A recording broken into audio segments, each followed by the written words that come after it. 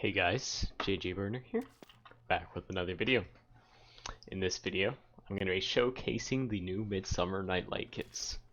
At first glance, these are simple devices that, when nearby, you can click on and turn on their light.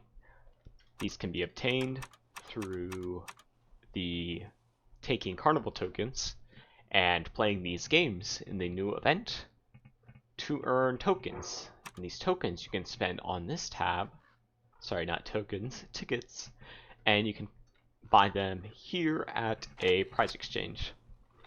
Now, one thing interesting about them is without even clicking on them, you can hold spacebar and grab them and turn them on. With that in mind here, you are able, and also they reset every minute to turn off. With that in mind, if you hold down spacebar, they can act as an infinite light as long as you have two nearby, meaning you would just alternate nearby. Not only that, if you place them in a line here, you're able to go from one area of your map to another. So this could be very useful in traveling across your world without having to constantly be active and using any tools of walking in a direction and tapping out.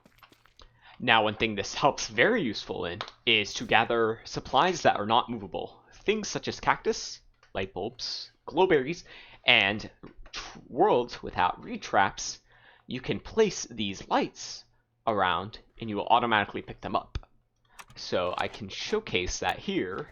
If you would like to pick all the cactus in your world, you would put on a helmet, hold spacebar, and it'll automatically pick every cactus in your world if you string these long enough. As you can see, these will, all I'm doing here is holding spacebar and it brings me right to the next cactus, which you could string this with every cactus you have in the world. Now I'm using this in this case over here as a simple tool of automatically collecting tumbleweeds, because if you wall off your world, you can find where your tumbleweed spawners are and automatically hold spacebar and pick up every tumbleweed along with its loot, and you can go AFK with only having to worry about hunger and hounds and bosses. This can be very useful for mecha-based worlds where it is very hard to obtain these obscure resources that are not movable. One issue you might see is if you're holding spacebar. As you can see there, I picked up that seed, and seeds can automatically spawn. But what's nice is because these lights turn off in a minute, if you ever get off track and pick up a seed, it'll turn back off and you'll become right on trail as it'll walk right back to the light. So this works perfectly.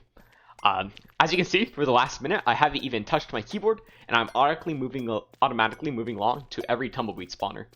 Now you can make a big loop and it'll keep going around collecting these tumbleweeds as long as you have the spacebar held. As you can see, the minute limit has passed and I'm going back through the loop, and if there's any newly spawned tumbleweeds, I'd pick them up and keep going through the loop. As you can see, the lights kind of got off shifted there because I picked a tumbleweed last time, and that'll happen, but that is no worry. Like I said, this can be very useful for lesser glowberry farming.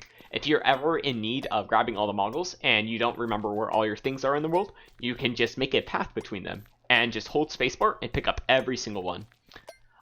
Same thing will happen with these seeds, in which you'll walk off if there's any cave loot.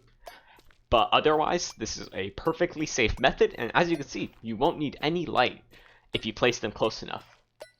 Now, I'm going to stop this loop as it's going for a while, and show you the spacing you're able to do. In here, what I like to do with geometric placement is you can do a 7-tile gap between every one. You know you've done it right when you see this 3-tile difference.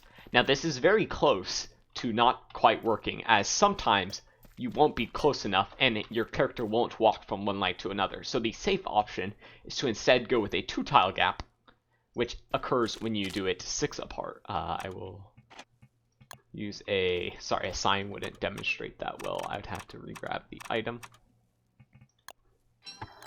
And as you can see, these 2-tile will guarantee you grab it.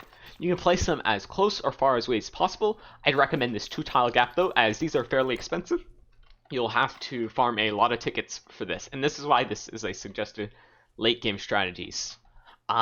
Please let me know in the comments if there are any additional things that I've not thought of, I think this could be a very great use for mega bases in the future.